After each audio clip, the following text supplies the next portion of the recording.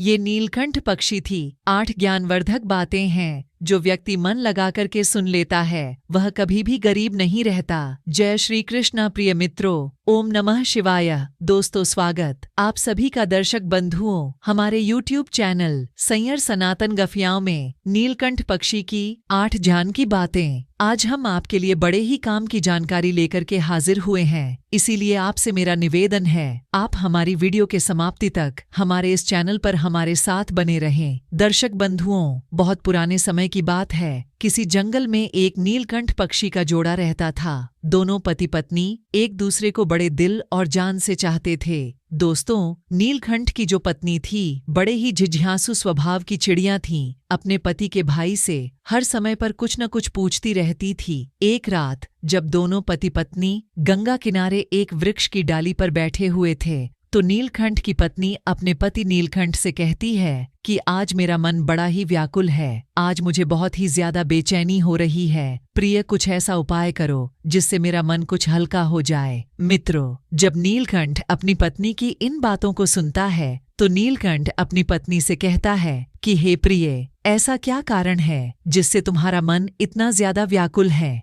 आखिर मुझे ऐसा क्या करना होगा जिससे तुम्हारी व्याकुलता दूर हो जाए? यह सुनकर कि नीलकंठ की पत्नी कहती है कि है पिया, कोई एक ऐसी कहानी सुनाओ जिसे सुनकर कि मेरे मन के लिए कुछ न कुछ शांति जरूर ही मिल जाए। इस प्रकार से नीलकंठ अपनी पत्नी के लिए एक कहानी सुनाने लग जाता है और अपनी पत्नी से कहता है कि हे प्रिय, आज तुम्हें मैं एक अमीर और गरीब भाई की कहानी सुनाता हूँ। आज की कहानी सुनकर कि तुम्हें यह पता चल जाएगा कि एक भाई और बहन का रिश्ता कैसा होता है और एक बहन और भाई के लिए अपना रिश्ता कैसे निभाना चाहिए। और साथ ही साथ आज की इस कहानी से जानने के लिए मिलेगा आखिर मानस पर गरीबी क्यों आती है और किन कारणों से मनुष्य गरीब हो जाता है और गरीबी का कारण क्या होता है। आखिर ऐसे कौन से कम होते हैं जिनके करने से मनुष्य गरीबी के चुंगल में फंस जाता है। ऐसे ही कई एक सवालों के जवाब तुम्हें आज की इस कहानी से जानने के लिए मिलेंगे। इसीलिए आज की कहानी बड़ी ही मार्मिक और आपके जीवन में प्रेरणा देने वाली कहानी है। आज की कहानी के माध्यम से तुम्हें ज्ञान की 8 बातें पता चलने वाली हैं। इन बातों को सुनकर कि कोई भी मनुष्य अपनी गरीबी के लिए बड़े आसानी के साथ में दूर कर सकता है। आज की कहानी बड़ी ही ज्ञानवर्धक और शिक्षाप्रद कहानी है।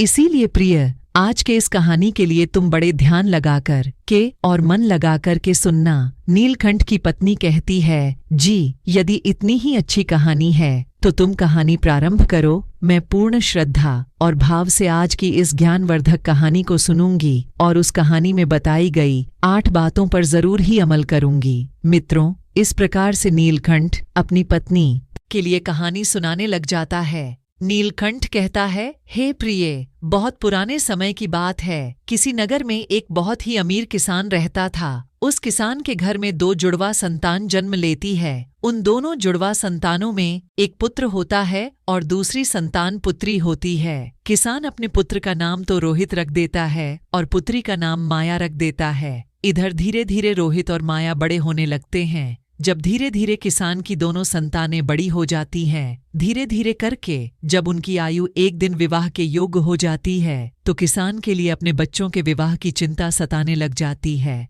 दिन वह किसान किसी कार्य से अपने पड़ोस के एक शहर में जाता है तो वहां पहुंचकर के एक व्यापारी का पुत्र उसे पसंद आ जाता है और उस व्यापारी के पुत्र के साथ में वह किसान अपनी पुत्री का विवाह कर देता है। इस प्रकार से माया अपने पिता के यहाँ से विदा होकर कि अपने ससुराल के लिए चली जाती है। इधर बेटी को विदा करने के बाद में वह किसान अपने पुत्र के विवाह के बारे में सोचने लगता है और सोचता है कि बेटी तो मेरी अपने घर द्वार की हो गई, अब मुझे अपने पुत्र का विवाह कर देना चाहिए। यदि मेरे पुत्र का विवाह हो गया तो मैं अपना बचा हुआ शेष जीवन अपने बहू बेटियों के साथ में रह करके आराम से विपरीत करूंगा। दर्शक बंधु, इतनी कहानी सुनाने के बाद में नीलकंठ अपनी पत्नी से कहता है कि हे प्रिय, ईश्वर की लीला जो है वो बड़ी ही निराली है। परमात्मा न जाने कब किसके लिए अमीर बना दी और कब किसके लिए गरीब बना दी, इसके बारे में और कोई नहीं जानता है। उस अमीर किसान के साथ भी कुछ ऐसा ही होता है। दर्शक बंधु, एक दिन वह किसान किसी भयानक बीमारी की चपेट में आ जाता है। जब इधर किसान का पुत्र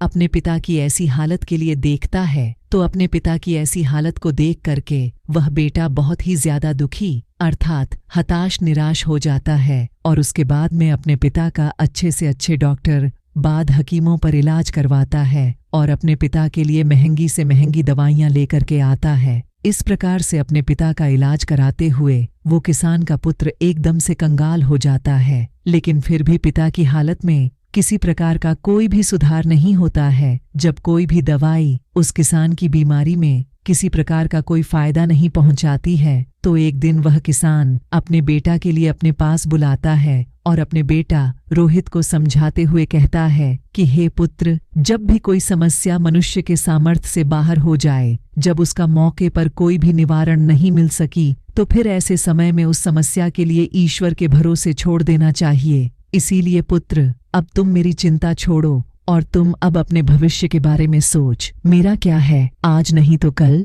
मुझे तो संसार को छोड़ करके जाना ही है। इसलिए पुत्र, अब तुम मेरी चिंता करना छोड़ो और अपना विवाह करके अपने घर गृहस्थी के लिए तुम आगे बढ़ाओ। अपने पिता के मुख से इन बातों को सुनकर कि रोहित एकदम चुप हो जाता है। आखिर वो बेचारा कर भी क्या सकता था। उसके घर में जो भी जमा पूंजी थी वो तो उसके पिता के इलाज में पहले ही खर्च हो चुकी थी। फिर कहता है, हे पिताजी, जैसा आपके लिए उचित लगे वैसा करें। उसके बाद वह गरीब किसान अपने पुत्र की शादी एक गरीब घर की कन्या से करवा देता है और शादी के कुछ दिन बाद ही उस किसान की मृत्यु हो जाती है। इधर पिता की मृत्यु के बाद रोहित अपने पिता का पूरी रीति रिवाज से अंतिम संस्कार करता है। रोहित का घर द्वार और खेत खलियान तो पिता की बीमारी में पिता के इलाज में पहले ही बिक चुके थे और जो कुछ भी जमा पूंजी बच जाती है वह पिता के अंतिम संस्कार में समाप्त हो जाती है। इस प्रकार से रोहित एकदम दीनहीन और बहुत ज्यादा गरीब हो जाता है। प्रिय मित्रों, जब रोहित एक दिन बिल्कुल ही कंगाल हो जाता है तो वह गांव के बाहर अपनी पत्नी के साथ एक झोपड़ी को बनाकर के रहने लग जाता है और दूसरों के खेतों में मेहनत मजदूरी करके अपने बीवी और बच्चों का पेट पालने लग जाता है। उधर रोहित की बहन माया, जिसका विवाह एक धनी व्यापारी के घर में हुआ था, उसे जब अपने भाई की स्थिति के बारे में पता चलता है तो वह अमीर बहन अपने गरीब भाई से घृणा करने लग जाती है। मन में सोचने लगती है कि मेरा भाई अब तो बिल्कुल ही कंगाल हो चुका है, उसका घर द्वार गया है और अब उसके पास में एक फूटी कौड़ी भी नहीं बची है। यदि ऐसी हालत में वो मेरी ससुराल आता है तो उसे देख के मेरी देवरानी और जेठानी मेरा बड़ा ही अपमान करेंगी और मेरा मजाक उड़ाएंगे कि तेरे पीहर वाले तो बिल्कुल ही कंगाल है। ऐसे तो मेरी बहुत ही ज्यादा बदनामी होगी। इस कारण से माया अपने सगे भाई से रिश्ता तोड़ देती है ना, तो माया अपने भाई के लिए अपने ससुराल बुलाती है और न ही कभी अपने भाई के घर पर जाती है। माया के भाई इधर रोहित को भी अच्छी तरीका से पता होता है कि मेरी बहन मुझसे नफरत क्यों करती है, इसलिए रोहित भी अपनी बहन की ससुराल कभी भी नहीं जाता है। इस तरीका से माया तो बड़े ऐशो आराम के साथ में अपनी ससुराल में अपनी जिंदगी गुजार दी है। इधर रोहित मेहनत मजदूरी करके अपने पत्नी के साथ रह के किसी तरीका से अपने दिनों के लिए काटने लगता है। इधर नीलकंठ अपनी पत्नी के लिए आगे कहानी सुनाते हुए कहने लगता है कि हे प्रिय, जब कुछ साल ऐसे ही गुजर जाते हैं, कुछ साल गुजरने के बाद में एक रोहित की बहन माया के लड़के की शादी तय हो जाती है,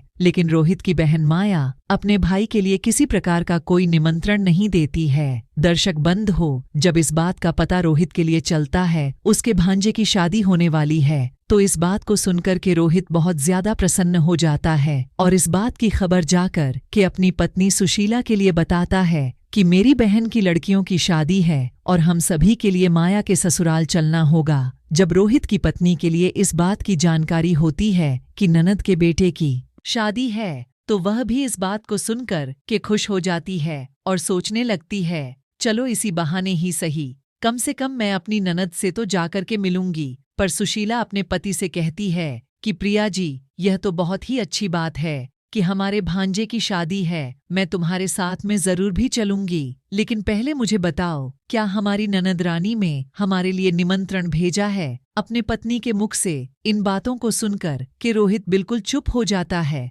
फिर रोहित अपनी पत्नी से कहता है कि हे प्रिय, न्योता तो नहीं आया है। मुझे भी यह खबर किसी दूसरे के मुंह से पता चली है कि हमारे भांजे की शादी है, लेकिन क्या फर्क पड़ता है तो हमारे बहन के ही बेटा। सीना अपने पति से कहती है, ये पियाजियो बूबा तो आपकी सही है कि आपके भांजे की शादी है, लेकिन बिना निमंत्रण की ननद के ससुराल जाना मुझे यह सब उचित नहीं लगता है और आपके लिए भी वहां नहीं जाना चाहिए। रोहित अपनी पत्नी के लिए समझाता है कि है प्री, माया के ससुराल वाले बड़े आदमी हैं, उन्हें हमारी याद नहीं रही होगी, या फिर यह भी हो सकता है कि उन्होंने हमें न्योता भेजा हो लेकिन न्योता वाला पर्चा हमारे पास तक नहीं पहुंच पाया हो। इसीलिए प्रिय, तुम किसी भी प्रकार की कोई भी सोचा बेचारी मत करो। बच्चों के लिए तैयार करके मेरे साथ तुम माया की ससुराल चलो। अपने पिया की इन बातों को सुनकर सुशीला कहने लगती है कि प्याज, यदि तुम जाना चाहते हो तो तुम जा सकते हो, लेकिन बिना न्योता के, बिना निमंत्रण के मैं नहीं जाऊंगी। तब पत्नी के मुख से ऐसी बातों को सुनकर कि रोहित कहता है, ठीक है सुशीला, यदि तुम्हारी इच्छा नहीं है तो तुम बच्चों के साथ में घर पर ही रहना, तो फिर मैं ही अकेला माया की ससुराल के लिए चला जाता हूँ। यदि ऐसे में मैं भी नहीं गया तो मेरी बहन की देवरानी और जेठानी मेरी बहन के लिए बात बात पर ताना मारेंगे और कहेंगे कि खर्चा न हो जाए, इसलिए तेरा भाई अब इकलौती बहन की शादी में भी नहीं आया। और यह कहकर कि रोहित घर से बाहर चला जाता है। नीलकंठ आगे अपनी पत्नी को यह कहानी सुनाते हुए कहता है, रेफरी रोहित जो था वो बहुत ही ज्यादा गरीब था और निधन था। किसी से पैसे उधार लेता है और उधार लिए हुए पैसों से अपनी बहन माया और अपनी भांजी के लिए सुंदर सुंदर वस्त्र खरीदता है और उन कपड़ों को लेकर के अपनी बहन की ससुराल के लिए चल देता है। इधर पैदल चलते चलते रोहित के लिए सुबह से शाम हो जाती है। तब कहीं जाकर के वह अपनी बहन के दरवाजे पर पहुंचता है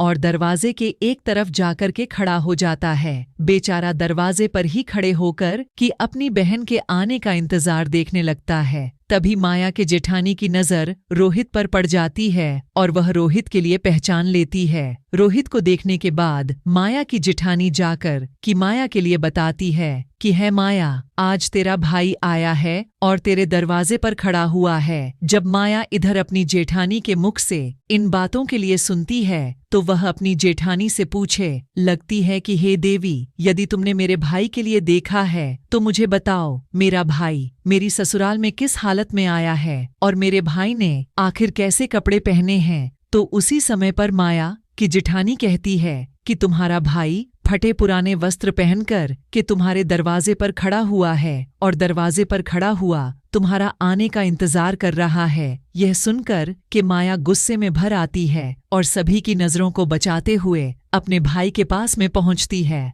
इधर रोहित जब अपनी बहन माया के लिए अपने पास आते हुए देखता है तो खुशी के मारे उसका चेहरा खिल जाता है। अपनी बहन को देखकर कि रोहित की आंखों से आंसू टपकने लगते हैं। उसके बाद ही माया अपने भाई को अपने साथ में लेकर सबकी नजरों से बचाते हुए अपने घर के सबसे अंदर वाले कमरे में ले जाती है और कमरे में ले जाकर के पूछने लगती है कि भैया, तुम्हारे पास आखिर किसने न्योता भेजा था। तब रोहित कहता है, बहना, तुमने तो अपने भाई के लिए बिल्कुल ही भुला दिया, लेकिन किसी के मुंह से मुझे पता चल गया कि मेरे भांजे की शादी है, इसीलिए मैं तुम्हारे लिए और तुम्हारी बेटी के लिए नए कपड़े लेकर के आया हूँ। अपने भाई के मुख से इन बातों को सुनकर कि माया कहने लगती है कि से भैया, तुम्हें इस तरीका से बेशर्मों की तरह मेरे घर पर नहीं आना था। तुम इस तरीका से फटे पुराने कपड़े पहनकर कि मेरे घर तक चले आए। कम से कम तो अपनी नहीं, मेरी इज्जत तक का तो ख्याल किया होता। कम से कम तुमने मेरे मान और सम्मान का ख्याल किया होता। आखिर तुम्हारी तो कोई इज्जत नहीं है, कम से कम तुमने हमारी इज्जत के बारे में तो सोचा होता। माया के मुख से ऐसे कटु वचन सुनकर कि उस मजबूर भाई का कलेजा जो था वो छलनी हो जाता है। तब रोहित अपनी बहन के कदमों में गिरकर की माफी मांगने लगता है और कहता है, यह बहना तो मुझे क्षमा कर दो। मुझे नहीं पता था कि मेरी वजह से आज तुम्हारी इतनी बदनामी होगी। यदि मुझे ये बातें पहले ही पता होती कि तुम मेरे वजह से इतनी आहत होगी, इतने हताश निराश होगी, तो मैं तुम्हारे दरवाजे पर कभी नहीं आता। भला मैं तो यह सोच करके आया था कि मेरे भांजे की शादी है, यदि मैं नहीं पहुंचा तो मेरी बहन के लिए मेरी बहन की देवरानी जेठानी पाने मारेंगे। रोहित की जब बातों को सुनकर कि माया का गुस्सा जब थोड़ा सा शांत होता है माया। रोहित से कहती है, चलो जब तुम आ ही गए हो तो मेरी एक बात तुम कान खोलकर सुन लो। जब तक मेरी बेटी की शादी नहीं हो जाता तब तक तुम इसी कमरे में बंद रहना, और भूल कर भी तो मैं इस कमरे से बाहर निकलने की गलती मत करना। जब भोजन बन जाएगा तो मैं तुम्हें भोजन की थाली इसी कमरे में लेकर आ जाऊंगी। तुम भोजन खाकर के चुपचाप पिछले दरवाजे से अपने घर के लिए चले जाना। रोहित कहता है, ठीक है, वरना आज रात को ही तुम्हारी ससुराल से अपने गांव के लिए चला जाऊंगा, लेकिन वह ना तो मेरे कपड़ों के लिए रख लो जिन्हें मैं तुम्हारे लिए बड़े प्यार से लाया हूँ। तब माया अपने भाई से कपड़ों को लेकर के कमरे से बाहर चली जाती है और जाते समय बाहर से उस कमरे की कुंडी लगा जाती है। रोहित उस अंधेरे कमरे में बैठकर अपने बहन के वापस आने का इंतजार करने लगता है। साथियों, इतने कहानी सुनाकर कि नीलकंठ चुप हो जाता है। तब नीलकंठ की पत्नी कहती है कि है प्याज, बड़े ही प्यारी कहानी है, आगे सुनाओ ना, इस कहानी में आगे क्या होता है। तब मिलकर कहानी के लिए आगे बढ़ाते हुए कहता है, हे प्रिय, इधर तो रोहित उस अंधेरे कमरे में बैठा हुआ अपनी बहन के लौटने का इंतजार कर रहा होता है कि आज मेरी बहना मुझे भोजन के लिए लौट करके वापस आती होगी, आज तो मुझे भी स्वादिष्ट भोजन खाने के लिए मिलेगा। उधर वो निर्मोही बहन अपने भाई को उस कमरे में बंद करके अपने घरेलू काम धंधे में लग जाती है और शादी के काम धंधे में इतनी ज्यादा खो जाती है कि अब तो उसे याद ही नहीं रहता है। कैरी की मेरी माँ का जाया भाई मेरे यहाँ कमरे में बंद मेरे लौटने का इंतजार कर रहा है। दर्शक बंद हो। इधर जैसे जैसे समय बीतने लगता है, भूख प्यास की वजह से रोहित छटपटाने लगता है और उसकी हालत भी खराब होने लगती है। तब रोहित अपनी बहन के लिए आवाज लगाता है, लेकिन उसकी आवाज के लिए और कोई नहीं सुनता है। इस तरीका से रोहित के लिए उस अंधेरे के कमरे में पड़े हुए दर्शक वर्ल्ड हो। 1 नहीं 3 दिन बीत जाते हैं। इधर रोहित के लिए अपने बीवी और बच्चों की बड़े ही याद सताने लगती है। रोहित सोचता है, यदि कोई नहीं आया तो मैं तो बम्ब इसी कमरे में ही मर जाऊंगा।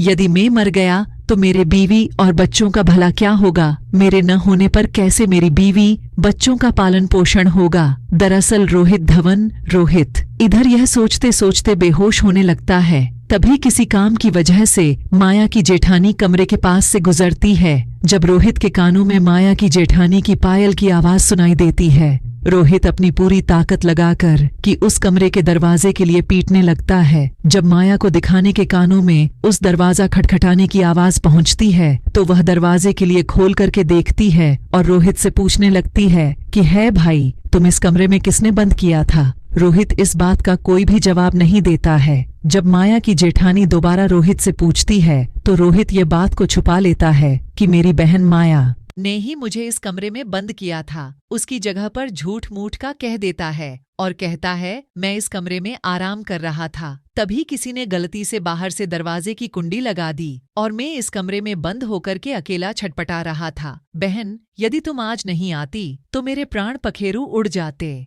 और इतना कहने के बाद रोहित घर के पिछले दरवाजे से चुपचाप बाहर निकल जाता है और इधर अपने घर की सीध लगा लेता है। 3 दिन का भूखा प्यासा बेचारा रोहित अपने घर के लिए चल देता है। अंत में वह चलते चलते काफी दूर निकल आता है और चलते चलते अब तो रोहित के लिए चक्कर आने लगते हैं। दर्शक बंद हो। जैसे ही रोहित का सिर चकरा आता है और वह उसी समय पर जमीन पर गिरने वाला होता है, तभी वहां पर कहीं से एक बूढ़ी माँ आ जाती है और वह बूढ़ी माँ रोहित के गिरने से पहले ही रोहित के लिए संभाल लेती है। दर्शक बंद हो। जब कुछ घंटे बाद रोहित के लिए पुनः दोबारा होश आता है तो रोहित अपने के लिए क्या देखता है? वह एक बूढ़ी माँ की गोदी में लेटा हुआ है और बूढ़ी माँ एक भेजना लेकर के पंखा लेकर कि उसकी हवा कर रही है। होश आने के पश्चात रोहित खड़ा हो जाता है और खड़े होने के बाद में उस बूढ़ी माँ के लिए प्रणाम करता है और कहता है, हे माँ, भला कौन है? दर्शक बंद हो।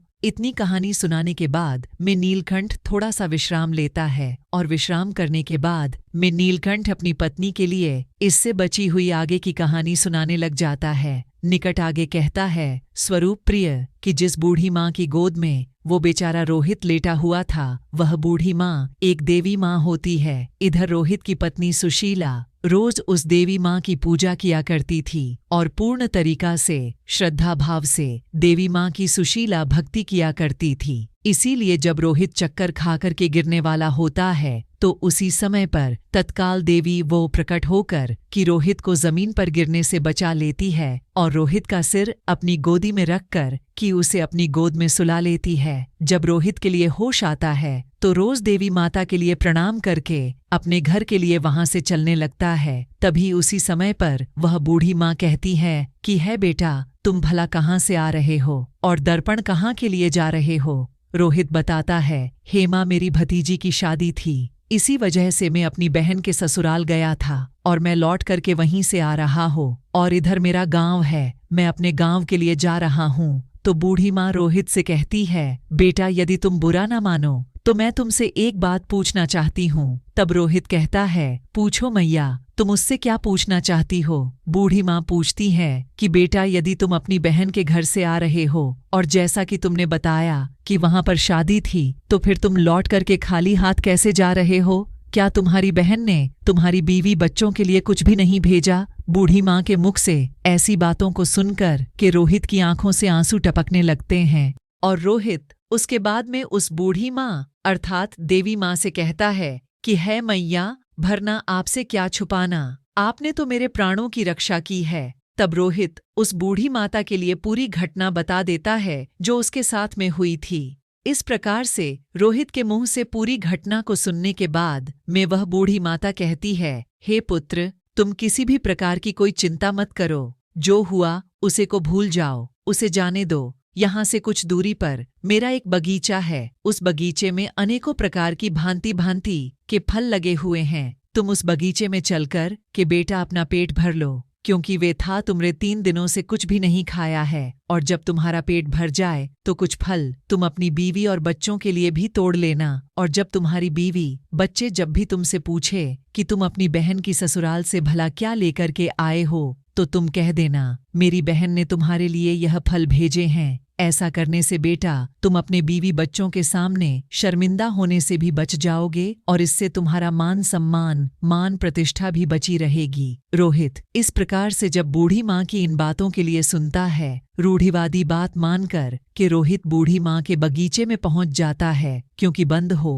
उस बगीचे में नाना प्रकार के फल लगे हुए थे। तब रोहित वृक्षों से फल तोड़ करके खाने लगता है और जब उसका पेट भर जाता है तो कुछ फलों को तोड़कर के अपने थैले में रख लेता है। यह सब करने के बाद में रोहित उस बूढ़ी बस अड्डा लेने के बाद में अपने घर के लिए चलने लगता है। तब बूढ़ी माँ रोहित से कहती है कि है पुत्र, जाते समय तुम मेरी इन 8 बातों के लिए सुनते जाओ। 8 बातें बेटा तुम्हारे जीवन में बहुत ही ज्यादा काम आने वाली है। इस प्रकार से बूढ़ी माँ उस रोहित के लिए 8 बातें बताती है और उन 8 बातों को सुनकर कि रोहित अपने घर के लिए चल देता है। जब रोहित फलों से भरा हुआ उस थैले को लेकर अपने घर पर पहुंचता है, पुरोहित के छोटे छोटे बच्चे और रोहित की पत्नी रोहित के पास आ जाते हैं और पूछने लगते हैं, पिताजी, तुम बुआ के घर से आ रहे हो, आखिर बुआ ने हमारे लिए क्या भेजा है? यह सुनकर कर रोहित अपने हाथों का थैला अपने घर वाले के लिए थमा देता है और फैला देने के बाद में रोहित घर से बाहर निकल जाता है। उधर रोहित के जाने के बाद में रोहित की पत्नी जब उस थैला को खोल करके देखती है, फैला के अंदर का नजारा देखकर कि वहीं एकदम से हैरान रह जाती है। सुशीला फैला में देखती है कि वह थैला पूरा जो भरा हुआ है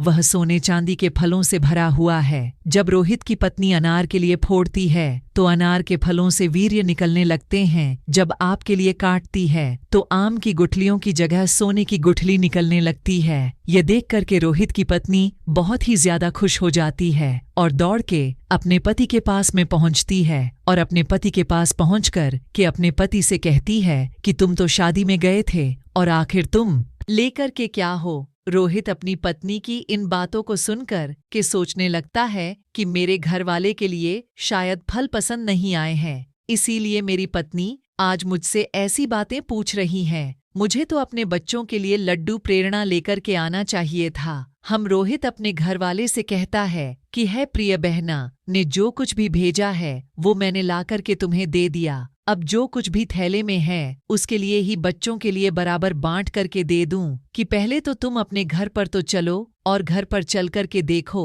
तो सही कि तुम्हारी बहन ने हमारे लिए आखिर भेजा है तो भेजा क्या है। यह कहकर के सुशीला अपने पति को पकड़कर घर के अंदर ले जाती है और अपने पति से कहती है, इसे पियाड़ी जरा देखिए तो सही, आखिर हमारी ननद ने हमारे लिए भला क्या भेजा है। और यह कहकर कि सुशीला रोहित के सामने फैला के लिए पलट देती है। फैला पलटते ही के अंदर से हीरे मोती सोना चांदी निकलने लगते हैं। सुशीला कहती है कि है जी, आखिर हमारी न बने तो हमारा भाग्य ही बदल दिया। उन्होंने फलों में छुपाकर के हीरे मोती भेजे हैं। जब यह नज़ारा रोहित देखता है तो समझ जाता है कि मुझे जो रास्ते में बूढ़ी माँ मिली थी वो कोई साधारण माँ नहीं थी, साधारण महिला नहीं थी, वो बूढ़ी माँ कोई देवी माँ थी। लेकिन इस बारे में रोहित अपनी पत्नी के लिए कुछ भी नहीं बताता है और मन ही मन उस बूढ़ी माँ के लिए रोहित धन्यवाद देता है। दर्शक बंद हो, इतनी कहानी सुनाने के बाद में दलील कंठ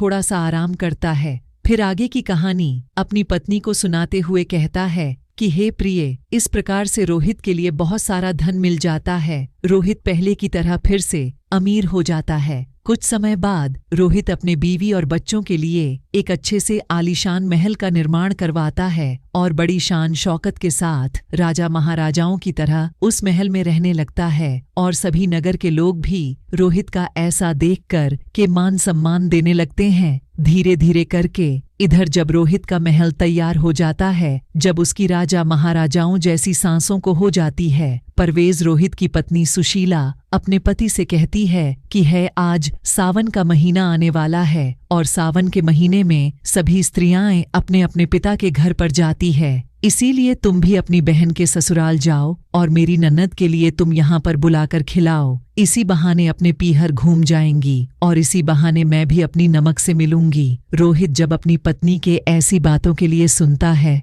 पुरोहित अपनी पत्नी के कहने पर फिर से अपनी बहन की ससुराल चल देता है और कुछ समय के बाद ही अपनी बहन की ससुराल पहुंच जाता है। से एक बार रोहित अपनी बहन की उसी दरवाजे पर जाकर के खड़ा हो जाता है जिस दरवाजे पर वह कुछ दिन पहले आकर के खड़ा हुआ था। अभी उसी समय पर माया की जेठानी घर से बाहर निकलती है और बाहर का नजारा देखकर के दौड़ी दौड़ी माया के पास में जाती है और माया से कहती है कि से माया, आज तो तेरा भाई आया। अपने जेठानी के मुख से इन बातों को सुनकर कि माया कहने लगती है, बहन, कोई भी अधिकारी मेरा भाई नहीं हो सकता, मेरा कोई भी भाई नहीं है। दरअसल माया ऐसा इसीलिए कह रही थी क्योंकि माया इस बार भी अपने भाई के लिए भिखारी ही समझ रही थी। लेकिन जब उसकी जेठानी बताती है कि है माया, तुम्हारा भाई आज भी कार्य की तरह नहीं आया है, बल्कि वह राजा और महाराजाओं की तरह आया है। तुम्हारे भाई को देखकर ऐसा लग रहा है जैसे वह किसी देश का राजा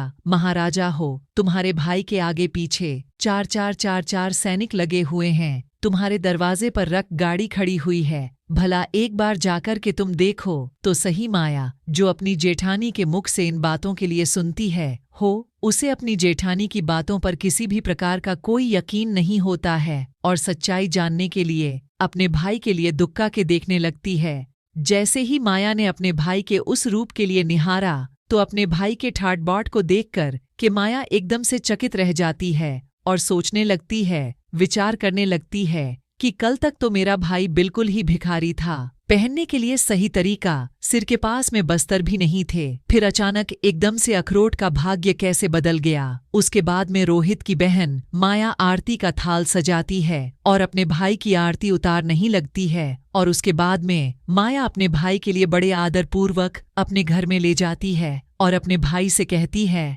रे भैया, मुझे क्षमा कर दीजिए, मेरी वजह से तुम्हें बहुत ही ज्यादा स्पष्ट अर्थात परेशानी उठानी पड़ी है। अपने बहन के मुख से इन बातों को सुनकर के रोहित कहने लगता है कि वह ना कोई बात नहीं है, उस समय पर हमारे दिन कुछ ऐसे ही थे। तुम्हारे गलतियों के लिए मैंने तुम्हें तो पहले ही क्षमा कर दिया है बहन, अब तुम इन बातों के लिए छोड़ो और मेरे साथ में चलने की तैयारी करो। बहन, माया मत में आज बुलाने के लिए आया हूँ, अब तुम्हें मेरे साथ में मेरे घर पर चलना है। तुम्हारी भाभी ने मुझे बुलाने के लिए तो तुम्हारे यहाँ पर भेजा है, तुम्हारी भाभी ने उन्हें बुलाने के लिए यहाँ पर भेजा है। यह सुनकर कि माया खुशी खुशी अपने भाई के घर पर चलने के लिए तैयारी करने लगती है और तैयार होकर कि माया अपने भाई के रथ में बैठ जाती है। इस तरीका से जब रोहित की बहन माया अपने पीहर में पहुंचती है तो अपने भाई की शान शौकत को देखकर कि एकदम से दंग रह जाती है। इधर माया देखती है कि अब भव्य आलीशान महल है और महल के अंदर अनेकों प्रकार के नौकर चाकर लगे हुए हैं और अन्न के भंडार भरे हुए हैं। माया अपने भाई की ऐसी को देखकर कि रोहित की बहन माया थी, वो एकदम से हैरान रह जाती है। और अगर रोहित के घर वाले भी माया अपनी ननद की खूब ज्यादा सेवा करती है और स्वागत करती है, 7 दिनों से अपनी पलकों पर बिठाकर रखती है। रोहित की घरवाली सुशीला के लिए लगता था कि यह सब साल शौकत हमारी जो आज है वह हमारी नमक की वजह से ही है। अपनी ननद के मदद के कारण ही हम इस मुकाम पर आज पहुंचे हैं, क्योंकि मित्रों ने कभी भी अपनी पत्नी के लिए अपने आगे बढ़ने की सच्चाई ही नहीं बताई थी कि बल्कि यह सब माया की वजह से नहीं, मोदी देवी माँ के आशीर्वाद से, बल्कि यह सभा में मिला है। क्योंकि मित्रों रोहित की पत्नी सुशीला क्योंकि 10 को रोहित की पत्नी सुशीला इस बात से अवगत नहीं थी, वो अनजान थी। यह सोचकर के सुशीला अपनी ननद की खूब ज्यादा सेवा करती है और अपनी ननद का खूब ख्याल रखती है। उस दिन बीतने के बाद जब रोहित की बहन माया का ससुराल जाने का समय निश्चित हो जाता है तो रोहित की पत्नी सुशीला अपने पति से कहती है कि हैप्पी, कल तुम्हारी बहन अपनी ससुराल के लिए चली जाएंगी, इसीलिए तो बाजार के लिए जाओ और बाजार जाकर कि अपनी बहन के लिए कोई अच्छा सा तोहफा लेकर के आउट। पत्नी के मुख से इन बातों को सुनकर कि रोहित घर से बाहर चला जाता है और रोहित एक मोची की दुकान पर पहुंचता है और मोर्चे की दुकान पर पहुंचकर कि मोची से कहता है, हे भाई मोची, कि मुझे अपने महिला के लिए बोलने वाली ज्योति बनवाने हैं, क्या तुम मेरी बहना के लिए बोलने वाली ज्योति बनवा सकते हो? मोची कहता है कि सेट में बोलने वाली ज्योति तो बना दूंगा, लेकिन उसके बनवाने की कीमत बहुत लगेगी। तब रोहित कहता है, हे मोची भाई, मैं तुम्हें मांगा पैसा दूंगा, लेकिन ऐसी जूतियां बनाओ छुट्टियों के लिए जब भी मेरी बहना पहने, और उन्हें पहन करके जब भी वह चली तो वे जूतियां बारी बारी से इन 8 बातों के लिए बोले। इसके बाद में मोची के लिए रोहित वो ज्ञान की बातें बताता है, जो बातें बूढ़ी माँ ने रोहित के लिए चलते समय पर बताई थी। रोहित मोर्चे से कहता है कि है मोची भाई, अब ज्ञान की बातें तुम्हें बताने के लिए जा रहा हूँ। इस प्रकार से रोहित बारी बारी से को 8 ज्ञान की बातें बताने लगता है। रोहित पहली बात बताता है कि बात ज्ञान की है, कहीं मानव तू मत भूल होती है, अज्ञानता निर्धनता का मोल। दूसरी बात, समय भरोसे बैठ पा रहे तो सदैव गरीब, बिना काम के बदले नहीं, उसका कभी नसीब आलस कर रहे, सदा जो परिवर्तनहीन वहीं क्रम पर करें, कहे स्वयं को दीन। चौथी बार, नहीं गरीबी से बड़ा हर कोई, अब दूसरा हासिल करके ज्ञान नहीं करो दूर, अब आप 2 समय को 2 नहीं बनो, मजबूर कम साधना में जो तो करो गरीबी दूर। छठी बार, कर्म कभी कर नहीं को से सदा नरसिंह भाग्य, भरोसे बैठता वह मानव रहे, गरीब साथ में वात, अज्ञानी पर ही सदा करें, गरीबी बार बिजाई होता, युद्ध में ध्यान सदा हथियार में। और सबसे आखिरी बात बताते हुए रोहित कहने लगा कि है मोची भाई, मेरी बहन जब आत्मा कदम रखा तो वे जूतियां बस यही बात बोले कि पैसों के बाजार में बदल गई, तहजीब धन दौलत से जुड़े रहे, रिश्ते हुए गरीब। इधर रोहित से कहता है कि है मोची भाई, ऐसी 8 बातें बोलने वाली मुझे जूतियां बनवाने हैं, तुम ऐसे 8 बातें बोलने वाली जूतियां मेरी बहन के लिए आज बनाकर दो। जब यह 8 बातें वह जूतियां बोलेंगे और जब मेरी बहन इन 8 बातों के लिए सुनेगी तो उसे अपनी गलती का एहसास होगा कि मुझे पैसे के घमंड में आकर के अपने भाई का ऐसा अपमान नहीं करना चाहिए था। तब नीलकंठ अपनी पत्नी से कहता है कि हे प्रिय, इस प्रकार से रोहित उस मोर्चे से अपनी बहन के लिए हीरे मोतियों से जड़ी हुई सोने और चांदी की जूतियां बनवाता है और उन जूतियों को करके अपने बहन के लिए उपहार स्वरूप दे देता है। सोने चांदी की जूतियों को पाकर कि माया का चेहरा एकदम से खिल जाता है। उसके बाद में माया अपने भाई से विदा लेकर कि अपने ससुराल के लिए चली जाती है।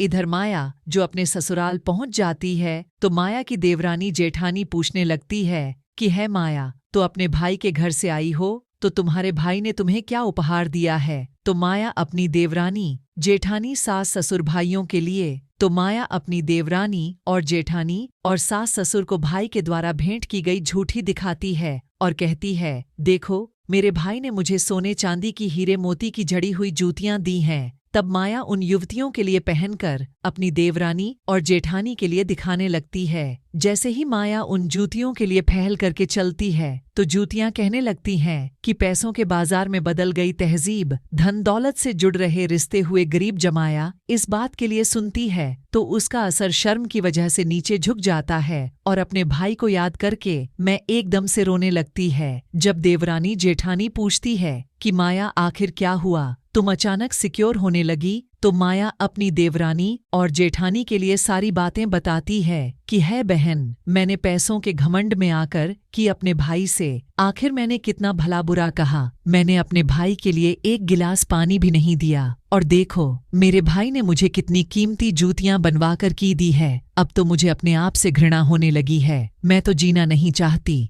तभी माया की जेठानी देवरानी समझाने लगती है कि है माया, जो भी कुछ हुआ उसे भूल जाओ, जाने दो। अब आगे से याद रखना, कभी किसी के साथ में ऐसा बर्ताव मत करना, क्योंकि जो व्यक्ति धन दौलत का घमंड करता है उससे माता लक्ष्मी हमेशा के लिए दूर चली जाती है। इसीलिए मेरी बातें तुम सदा भी याद रखना। और इस तरीका से माया की जेठानी माया के लिए 8 बातें बताने लगती है। माया की जेठानी पहली बात बताते हुए कहती है कि है माया, जो व्यक्ति रात्रि के समय रसोई में झूठे वह पर रखता है और खाने पीने की चीजों के लिए बर्बाद करता है, ऐसा व्यक्ति बहुत ही जल्दी निधन अर्थात गरीब हो जाता है। दूसरी बात है, जिस घर में घर की स्त्रियों का अपमान होता है, उनकी इज्जत नहीं की जाती है, उस घर में देवी लक्ष्मी ज्यादा दिनों तक नहीं रुकती है। तीसरी बात है, जिस घर की स्त्रियां सूर्य अस्त के बाद में अपने घरों में झाड़ू लगाती है या पर चूल्हा चौका करती है, ऐसे परिवार वाले लोग भी बहुत जल्दी ही गरीब हो जाते हैं।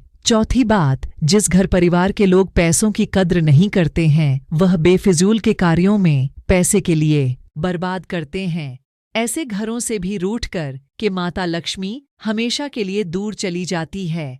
पांचवी बार, जो लोग पैसे आने के बाद में उस पैसे से दूसरे के मान प्रतिष्ठा के लिए ठेस पहुंचाते हैं या फिर अपने धन के बलबूते पर दूसरे लोगों के लिए परेशान करते हैं, ऐसे लोगों के घरों से भी माता लक्ष्मी बहुत ही जल्दी विदा ले लेती है। छठी बार, जिस घर के लोग अपने कर्तव्यों का पालन नहीं करते हैं, जो नियमित नहीं रहते हैं अर्थात अपने कार्य के लिए कल पर टालते रहते हैं, लोगों के घरों से भी माता लक्ष्मी रूठ करके दूर चली जाती है। सातवीं बार, जिस घर परिवार के लोग अपने से बड़े लोगों की इज्जत नहीं करते हैं, अपने से बड्ढों का कहना नहीं मानते हैं या फिर अपने से बड़ों से कटु वचन कहते हैं, ऐसे लोगों के लिए भी गरीबी का सामना करना पड़ता है, उन्हें गरीबी देखनी पड़ती है। आठवीं और अंतिम बात, जिस घर परिवार के लोग अपने मेहमानों का सम्मान नहीं करते हैं, अपने मेहमान का आदर भाव सेवा सत्कार नहीं करते हैं या फिर अपने दरवाजे से किसी भी कार्य के लिए खाली हाथ लौट आते हैं, तो ऐसे लोगों से भी माता लक्ष्मी नाराज होकर के दूर चली जाती है।